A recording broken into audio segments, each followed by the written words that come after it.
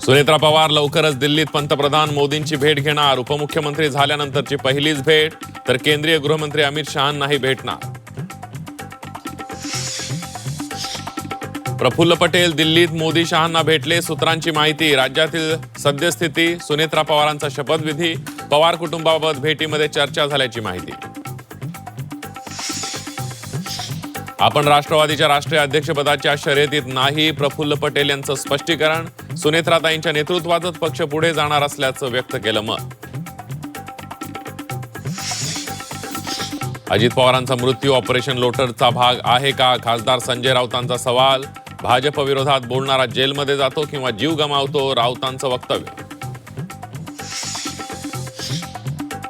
भूकंप झाला तरी संजय राऊत ऑपरेशन लोटस म्हणतील, नवनाथ बन यांचं जोरदार प्रत्युत्तर. खासदारकी सोडून वेब सिरीजच्या स्क्रिप्ट लिहिण्याचा राऊतांना सल्ला.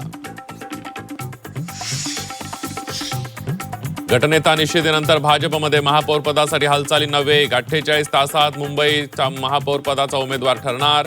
फडणवीसांसोबत अमित साटम शेलारांची बैठक. शिरवडकर, शीतल गंभीर, रितू तावडेंचं नाव चर्चेत.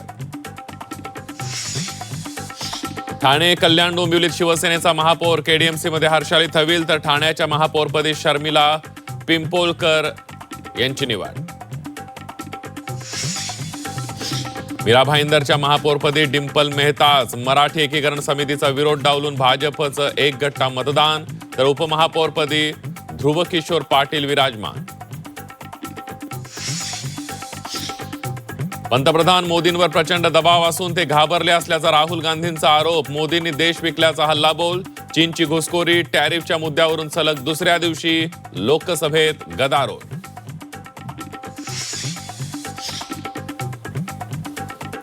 आणि अमेरिकेने टॅरिफ कमी करता सोन्या चांदीच्या भावांमध्ये मोठी उसळी. चांदी 20,000 रुपये, तर सोन्याच्या दरामध्ये 5,000 रुपयांची वाढ.